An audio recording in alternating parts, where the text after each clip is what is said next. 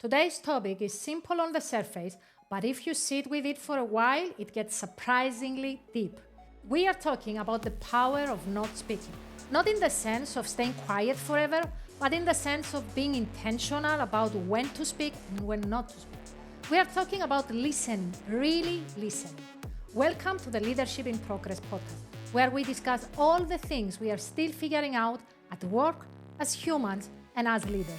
Each episode is packed with stories, tips, and real talk to help you build your leadership muscle for better connections, better results, and more meaningful workplaces.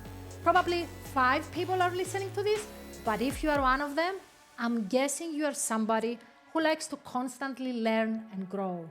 Somebody who cares about their career and also their personal development. Somebody who likes to influence and inspire. And I will do my best to add more value to your journey.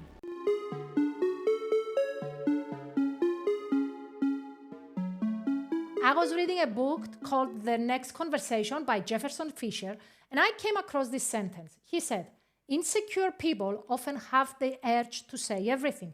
And I actually stopped reading and started thinking.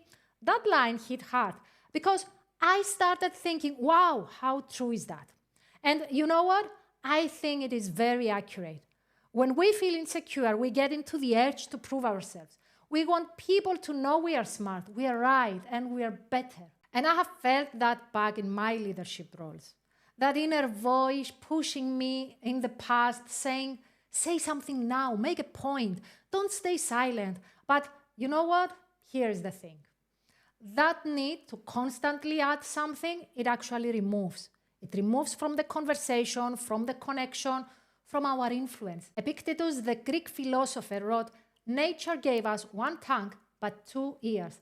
That way we may hear from others twice as much as we speak."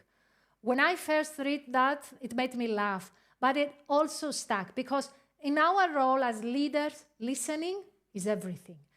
Why listening feels so hard? Think about it. We are taught how to speak, how to write, how to present, but nobody teaches us how to listen, like really listen. We are born with hearing, but listening, that's practice. That's a skill. Listening means slowing down your thoughts. It means choosing presence over sharing your views. It means being curious instead of defensive or knowledgeable. And in leadership, oh my friend, that's a game changer. Now, think about a typical meeting at the office. You've got folks jumping in one after another. Everyone is trying to prove something. And by the end, what are you left with? Mostly frustration, maybe disappointment. And the quiet voices, the ones who need a little time to reflect, they disappear. We lose them. And we don't just lose their ideas. We lose their trust. We lose their respect. And we lose their engagement. And of course, we lose their ownership. Let me ask you something. How much do you respect someone who never stops talking? How much do you feel connected to them? Would you let them influence you? For most of us, the answer is, not really. Real influence doesn't come from dominating the room. It comes from creating space for others to feel seen and heard. So, how do we get better at this? Today, I'm going to give you 3 simple things I have for you to practice if you want to make people feel heard and engaged. So, let's go with it. Number 1, stay present and remove distractions. If you are in a conversation, be in the conversation. Phone down, laptop closed, notifications off. Let your eyes say, I am here for you. Presence is rare, and people can feel it when you are truly present with them. In fact, the best gift you can give to someone is your presence. If someone comes to your office and they are typing on your keyboard, say, give me 2 minutes and I'm with you. Stop what you are doing and turn your body to them. If what you're doing is extremely important and you cannot stop, ask them kindly if you can reach back to them as soon as you finish what you are doing. But when you're talking to people, do just that. Listen and give 100% of your focus to them. It might sound familiar, but how many times did you say something to someone only to realize later that you don't even remember what you were talking about? And how many times you have disagreements with people that they understand something different from what you said, or even that you understand something different from what they said? How many times you gave an answer in the autopilot while doing something else, only to change your mind later and create frustration to other people, especially your team members? Tip number 2 to improve your listening skills is called reflective listening. This one is not really known, but trust me, it's very, very powerful. So you are 100% present and you actually listen to what other people are saying. Take everything in, and then when they stop talking, you take a breath and you say, so what I am hearing you say is, and you just repeat the meaning of what you heard and what you understood. Like, so what I am hearing you saying is that you are concerned about the new launch because Y, X, or Z. Or another sentence you might use is, it sounds like you are. And again, say what you understand from what the other person said. It sounds like you are concerned about the new launch because Y, X, or Z. When you reflect back what you are hearing from the other person, you align understanding and people feel heard 100%. If what you describe is not what they meant, fine. They will just correct you. They will say, no, this is not what I said. And this is just fine too, because you know what? You will now know exactly what they mean. No room for misunderstandings, no room for miscommunication, since you are at the same page. It's not robotic, it's reassuring. It tells the other person, hey, I'm with you.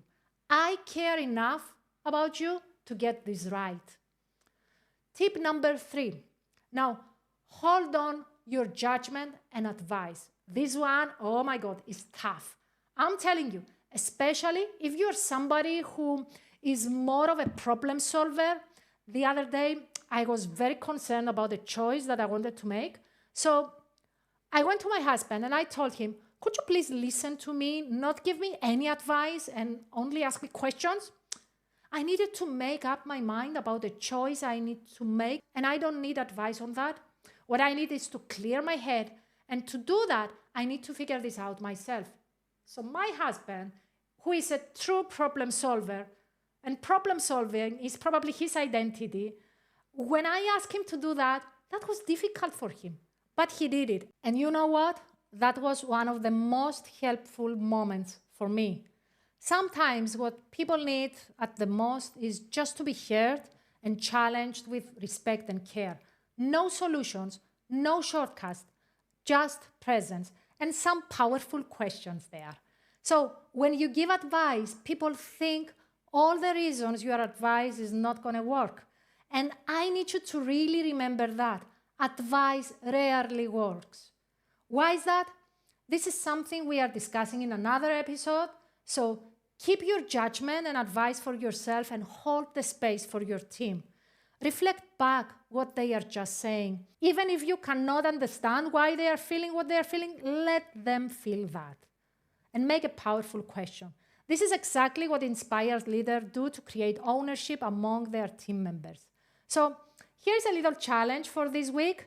In your next conversation with one of your team members or peers, practice active listening. That means no interrupting. Don't go to yeah, or nothing. No jumping in with your own story. No trying to fix. Just be there. Reflect what you are hearing and ask questions. I'm telling you, this is not going to be easy in the beginning. Give yourself some time, and if you find it difficult, it means you have a big opportunity there. And gentle reminder, leadership doesn't always mean being the loudest. Sometimes it means being the most present. Thanks for being here today. Thank you for listening. And if this episode made you pause or smile or reflect, I'd love you to share it with someone you care and respect. Send it to someone who talks a lot or maybe someone who listens quietly.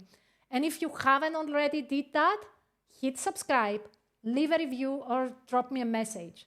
And remember that like everything, leadership, it's a work in progress.